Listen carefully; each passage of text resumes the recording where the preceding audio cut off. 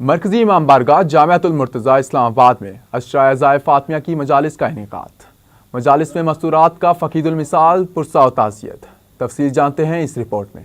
انجمن کنیزان امامیہ سروت زمان ام البنین WF کے زیر اہتمام شہادت خاتون جنت حضرت فاطمہ زہرا سلام اللہ علیہا پر مرکزی امام بارگاہ جامعۃ المرتضیٰ اسلام آباد میں عشرہ عزائے فاطمیہ کی مجالس کا انعقاد کیا گیا۔ مجالس عزا کا آغاز 22 جمادی الاول کو ہوا جو 3 جمادی الثانی تک بلا ناغہ جاری رہا۔ مجالس سے بالترتیب 22 جمادی الاول تا 3 جمادی الثانی نگہت جعفری دختران حرم نور نے مرثیہ خوانی، جبکہ خطیبہ شاہ مشرقین آپا سیدہ حسین نے حدیث خوانی کا شرف حاصل کیا۔ اسی طرح 23 جمادی الاول کو عین البطول مشہدی سائمہ نقوی نے مرثیہ خوانی، جبکہ خانم سید قمر زہرا نے خطاب کیا۔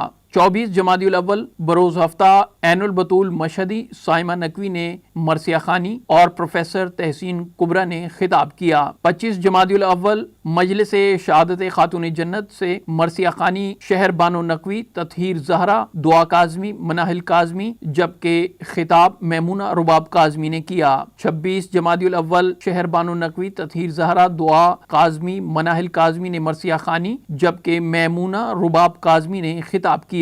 27 جمادی الاول مرثیہ خوانی کا شرف پروفیسر انجم نگہت ڈاکٹر خانم زہرا گل نے حاصل کیا، جبکہ سیدہ شہر بانو نقوی نے خطاب کیا۔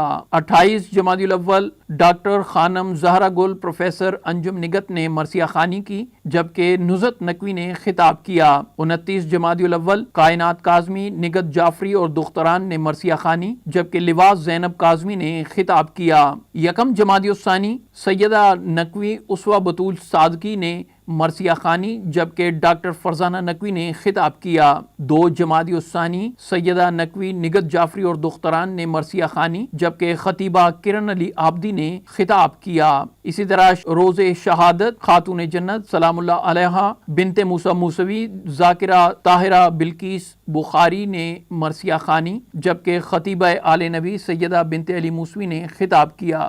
روحانیت بھری مجالس عشرہ عزائے فاطمیہ میں خواتین عزاداران نے بڑی تعداد میں شرکت کی۔ خاتون جنت کی کنیز خاص حضرت فضہ سلام اللہ علیہا سے موسوم باب فضہ کی درگاہ سے گزر کر مستورات نے عقیدت اور احترام کے ساتھ مجالس میں شرکت کی۔ 3 جمادی الثانی روز شہادت مادر حسنین علیہم السلام پر خطیبہ آل نبی بنت موسیٰ موسوی اور ذاکرہ اہل بیت طاہرہ بلقیس نے خطاب کیا اور مصائب خاتون جنت بیان کیے۔ اسی اثناء میں گریہ و بکا کے شور میں شبیہ تابوت حضرت بطول برآمد کیا گیا اور زبردست ماتم اور پرسہ کر کے بارگاہ امام زمانہ میں تعزیت پیش کی گئی۔ مجالس عزا اور پرسہ داری کے اختتام پر عالم اسلام پاکستان عزاداران اور عساکر پاکستان کی کامیابی اور سرخروئی کے لیے خصوصی دعائیں کی گئیں۔